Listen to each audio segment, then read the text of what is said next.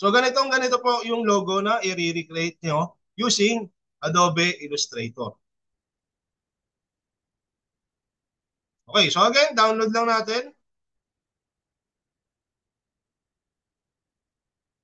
And then mag-open tayo ng AI.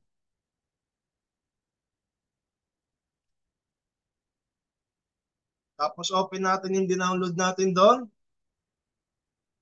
O take notes ha, although recorded to, sige, pwede nyo naman balikan. Ganito po yung results na kailangan mangyari. Okay, pag open po ng AI, magkikreate kayo ng bago na ang size na dapat is by inches and 5 by 5. Okay? Tapos, sana? Settings.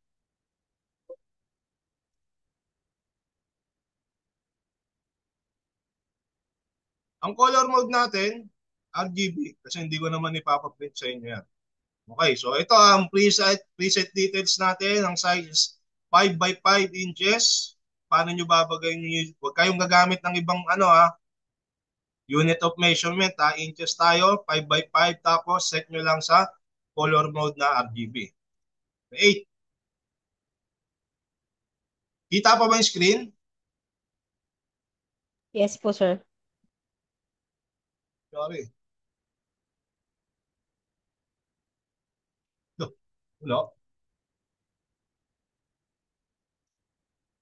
Toy. Loko to ah.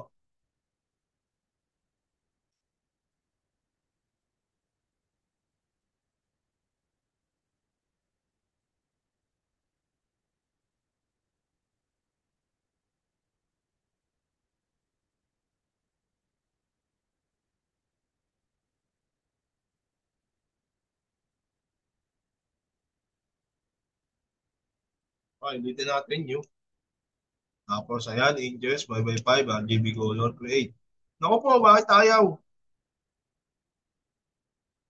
Kulang na naman siguro sa memory.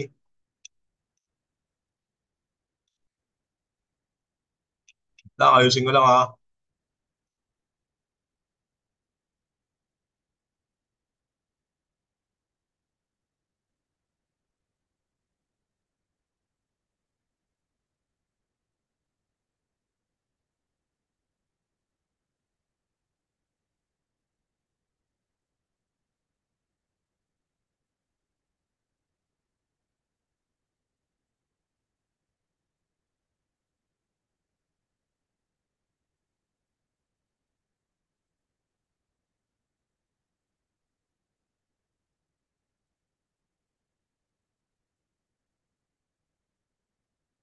Ayun.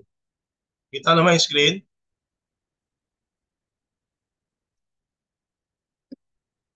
Okay, so checking lang. Kita na ba yung screen natin? Yes po, sir. Okay, so pag nakapag-create na po ng 5 by 5 inches na artboard, ito po yung tsura niya. Okay, now, paste natin yung dinownload natin logo from the internet. Ayan siya. Palakihin lang din natin ng konti. Paano mag-resize? Hanapin nyo lang yung edge niya. Ayan. So kung mapapansin nyo, pixelated yung ating na-download na image from the internet. Okay, so ngayon, kailangan natin mag-create or i-recreate yung logo nito ni IETI. Okay, so yung techniques kung paano nyo gagawin, ito na rin kung paano. Parang susundan nyo na lang. Okay, nauunahin natin itong tawag dito. Yung pinakamadali, yung text. Ito, yung dalawang lines na to, IETI since 1974. So gamit lang tayo ng text tool. Tapos, IETI type natin, baguhin nyo lang ng font style. Now, ang font style po na ginagamit dyan is Bookman Old Style na bold. Okay, o tapos, baguhin nyo lang yung size. Mamaya, pwede pa naman natin i-resize yan mamaya. Resize na lang din natin dito.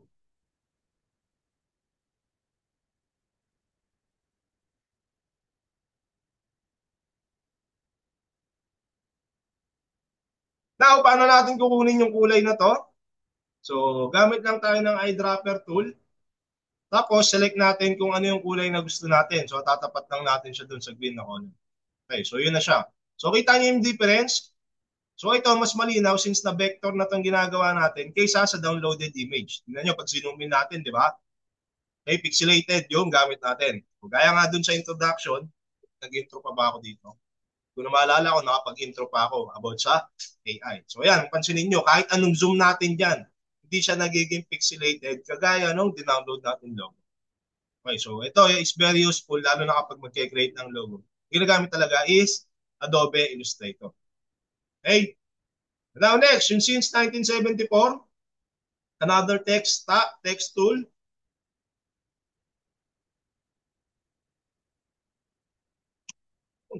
Tapos resize lang natin. Same lang naman nata siya ng font style.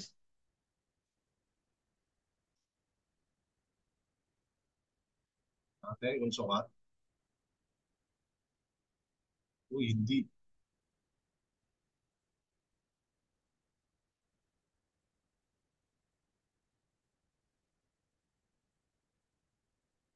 Okay. Resize na lang tayo ng ganito pala.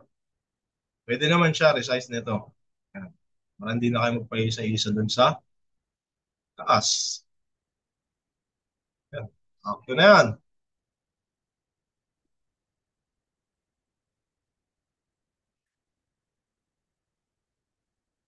Yan yung pinakamadaling gayahin. Now, paano naman natin gagayahin yung bilog tapos may text na sumunod dun sa shape ng circle. So, syempre, gawa muna tayong circle. O, pwede muna natin tong iset aside. Lagay muna natin dyan. Hindi naman yan mawawala. So, paano tayo gagawa ng shape na circle? Gamit tayo nitong rectangle tool. Tapos, since na circle yung gusto natin, right click lang, tapos ellipse tool. Now, mag-create na tayo ng bilog. Ito muna, ay maliit. Okay.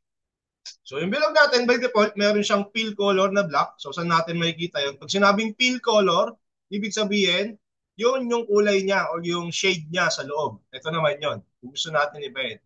Now, ito namang isa is, tawag dito, ay stroke color. So, yun naman yung outline niya. Yung parang ganito, itong bilog, meron siyang outline na itim. So, ito is wala siyang outline. Naka-cross out. Okay, so para maging white, palitan lang din natin ng kulay, puti. Ayan. Para at least di tayo malito, dito natin lagay kasi kulay white yung artboard natin. Dito na lang sa baba, sa kabila. Ano, kailangan natin mag-type ng international or yung meaning ng ng IETI na dapat susunod dito sa shape na ginawa natin. So gagamit tayo ngayon ng text tool. So kung text tool lang simple, hindi tayo makakapag-type ng pabilog. Okay? So kailangan ang gawin natin, right click natin, tapos ito, type on a path.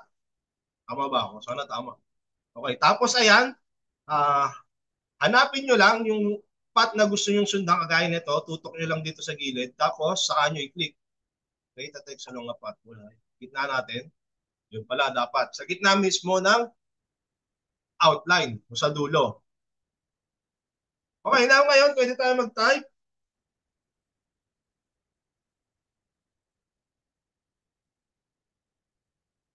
Okay, okay. Wala ko pwede. Eh,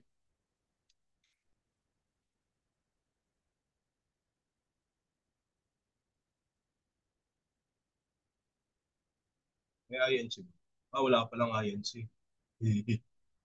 Wala.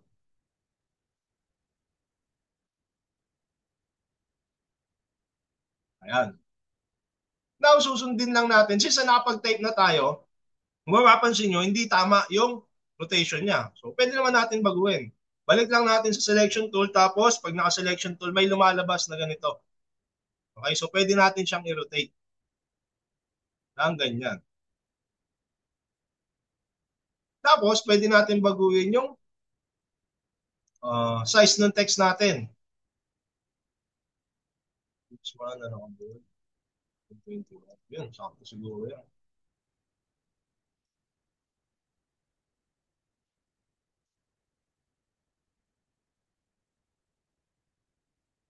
Tapos, kung nalilitan pa tayo, pwede natin i-resize pa, palakihin. Tapos, palakihin din natin yung font size natin. Konti. Gawin natin 24. Ay, kaso hindi nagagana. Hindi lang natin 23. Yun. Isa siguro yan. Yan, pwede na siguro natin tong gamitin.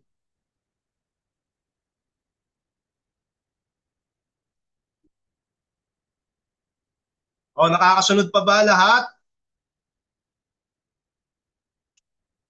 Diyan pa ba kayo?